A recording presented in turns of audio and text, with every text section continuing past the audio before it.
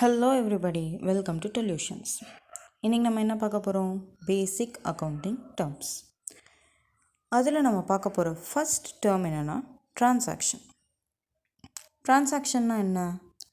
எந்த பிஸ்னஸ் ஆக்டிவிட்டியில் மணியோ மணிஸ் ஒர்த்தோ எக்ஸ்சேஞ்ச் ஆகுதோ அதை தான் நம்ம ட்ரான்சாக்ஷன்னு சொல்கிறோம். எக்ஸாம்பிளுக்கு, இப்போ நம்ம ஒரு கடைக்கு போகிறோம், தேங்காய் எண்ணெய் வாங்குகிறோம், 10 ரூபா காசு கொடுக்குறோம். இது ஒரு ட்ரான்சாக்ஷன்.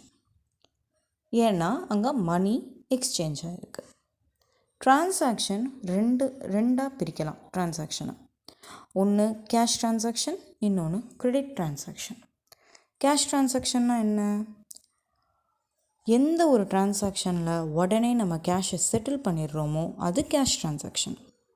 எக்ஸாம்பிளுக்கு, தேங்காய் எண்ணெய் வாங்குகிறோம், உடனே 10 ரூபாயை கொடுத்துட்றோம். இது கேஷ் ட்ரான்சாக்ஷன். இதே அந்த தேங்காய் எண்ணெயை வாங்கிட்டு ஒரு 10 நாள் கழித்து நான் காசு தரேன் அப்படின்னு சொல்லிட்டு வந்தால் அது credit transaction, where the transaction is agreed to be settled in the future date. அடுத்து நம்ம பார்க்க போகிற term goods. Goods are the commodity in which the business deals. எக்ஸாம்பிளுக்கு, ஒருத்தர் ஒரு நர்சரி கார்டன் வச்சுருக்காரு. அவர் என்ன பண்ணுவார்? செடியெல்லாம் தான் சேல் பண்ணுவார். ஸோ அவரை பொறுத்தவரை அந்த செடியெல்லாம் ஒரு குட்ஸ். அதாவது எந்த கமாடிட்டியை வச்சு நம்ம பிஸ்னஸ் பண்ணுறோமோ அந்த கமாடிட்டி தான் குட்ஸ். ரெஸ்டாரண்ட் வச்சுருக்கவங்களுக்கு ஃபுட்ஸ் தான் குட்ஸ். வெஜிடபிள்ஸ் சிலருக்கு வெஜிடபிள் தான் குட்ஸ். அடுத்த டேர்ம் ப்ராஃபிட். பிஸ்னஸில் இருக்க இன்கம்ஸ் எக்ஸ்பென்சஸை விட அதிகமாக இருந்தால் அதை ப்ராஃபிட்னு சொல்லுவோம். எக்ஸ்பென்சஸை விட இன்கம் அதிகமாக இருந்தால் ப்ராஃபிட். இன்கம்மை விட எக்ஸ்பென்சஸ் அதிகமாக இருந்தால் அது லாஸ். அடுத்து அசட்ஸ். அசட்ஸ்னால் என்னென்னா, கம்பெனி பேரில் இருக்க சொத்தெல்லாம் தான் அசட்னு சொல்லுவோம். அதாவது எக்ஸாம்பிளுக்கு, இப்போ மிஷினரி வாங்கி போடுறாங்க, இல்லைனா ஃபர்னிச்சர் வாங்கி போடுறாங்க, இதெல்லாம் அசட்ஸ். ஆனால் இங்கே நம்ம நோட் பண்ண வேண்டிய ஒரு விஷயம் என்னென்னா, ஃபர்னிச்சரை வச்சு அவங்க பிஸ்னஸ் பண்ணாங்கன்னா அது அவங்களுக்கு குட்ஸ், அசட் கிடையாது. மிஷினரியை வச்சு அவங்க பிஸ்னஸ் பண்ணாங்கன்னா அது குட்ஸ், அவங்களுக்கு அசட் கிடையாது. இதே ஃபர்னிச்சரை வச்சு பிஸ்னஸ் பண்ணுறவங்களுக்கு மிஷினரி ஒரு அசட்.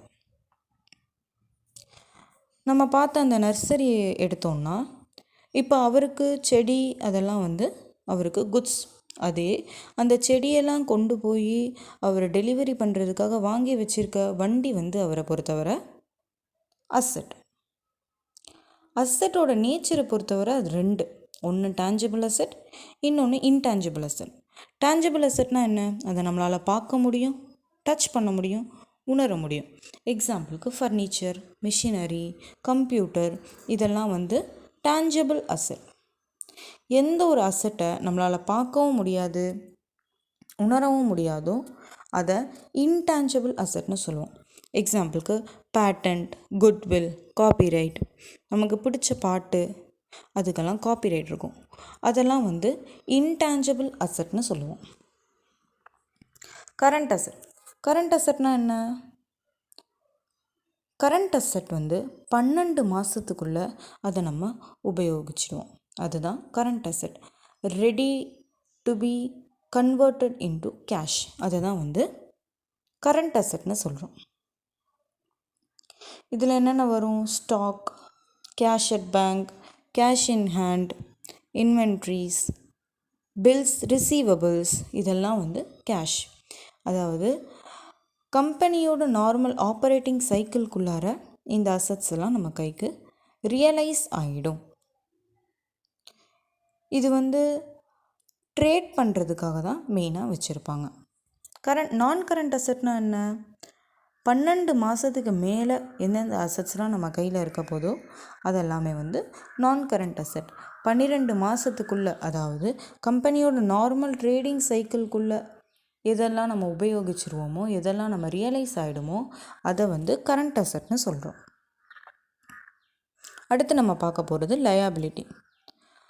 லயாபிலிட்டினா என்னென்னா பிஸ்னஸ் ஓ பண்ணியிருக்க ஆப்ளிகேஷன்ஸ். அதாவது இப்போ ஒரு பிஸ்னஸ் யாருக்காவது காசு கொடுக்கணுன்னா அதை நம்ம லயாபிலிட்டின்னு சொல்லுவோம். எக்ஸாம்பிளுக்கு பில்ஸ் பேயபிள்.